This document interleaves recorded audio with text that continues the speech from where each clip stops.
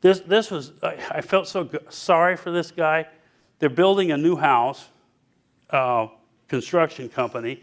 The guy has not been in business that long, but he's building some really nice houses. And he's got a good crew working for him, and things are looking good, money's coming in, and he's like, okay, you know what, I can make their life easier and better.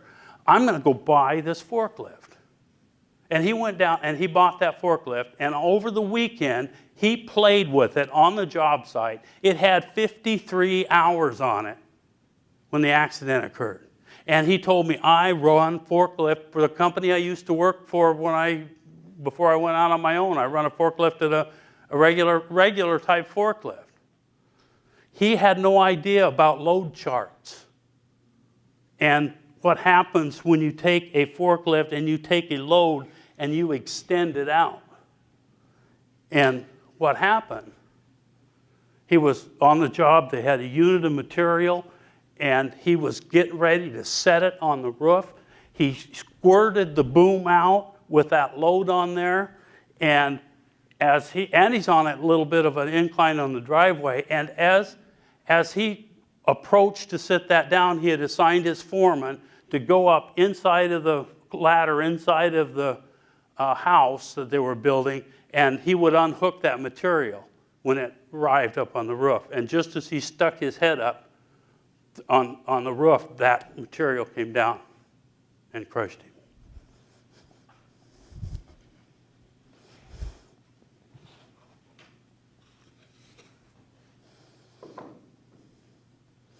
"53 hours. He didn't recognize the hazard. He knew how to operate a forklift, but he'd never operated one that squirted the load out and didn't recognize what happens to that load." All right.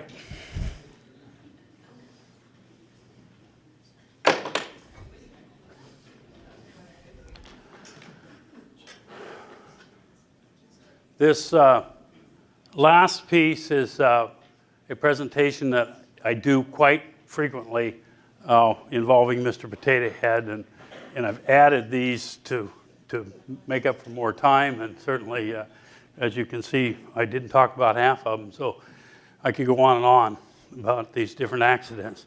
In this case, I want to talk to you about excavation equipment, and start off with, we'll talk about quick couplers, and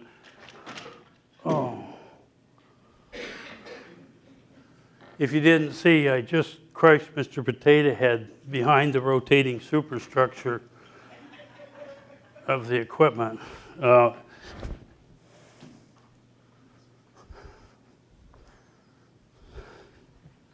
we will fast forward here. This is the actual accident scene, and I need to start off.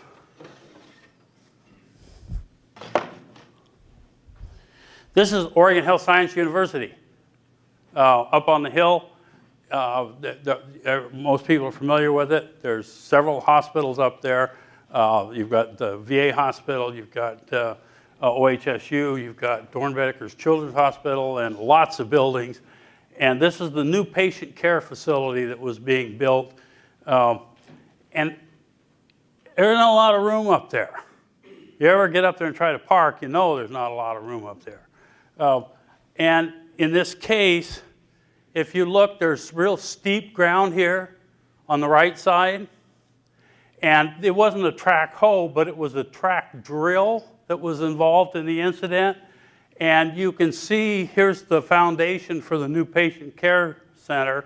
And you can see these boxes inside the building. There's a ladder going into this box, a ladder going into this area, and a ladder coming out. There's 30-some people working in that area, doing mostly rebar tying and getting ready to do a concrete pour in there. But what you don't see in this picture, and it's kind of down way over in here, is one of these things. And people walking through here all the time. Now, if you're operating this machine you're sitting over on this front corner over here. You cannot see the back of your machine. And as they're drilling holes for piles or steel, the supports that are going down into the ground. So as they drill down, every so often they have to stop, pull the drill out of the ground, turn and cast the spoil material off the drill bit. And as he was drilling and turning, just as he was turning, Larry was walking between the wall where everybody else was walking, between the wall and that superstructure unit, and he was crushed as the superstructure hit him in the head. You know, Larry had went through a divorce. He went through some tough times. He had 2 kids, but he had a new girlfriend. Things were looking up. They were looking at buying a house. He was very, very busy. He had all the dirt work he was in charge of on that job site. And he was going from place to place. Oh, I got a problem over here. I got a problem over here. And talking on his cell phone at the same time as he was walking through there, and didn't recognize the hazard. Didn't think that would turn that fast. Whatever. You know, I talked about red flags, and this is a classic case. Before this incident occurred, maybe 30 minutes before the incident occurred, a superintendent for the project walked through the area. He recognized the hazard. And he looked at the ground guy for the operation, and he says, hey, we have an access we need to maintain here. And the ground guy looked at him and said, and I got a hole to drill. And they both turned around and walked off.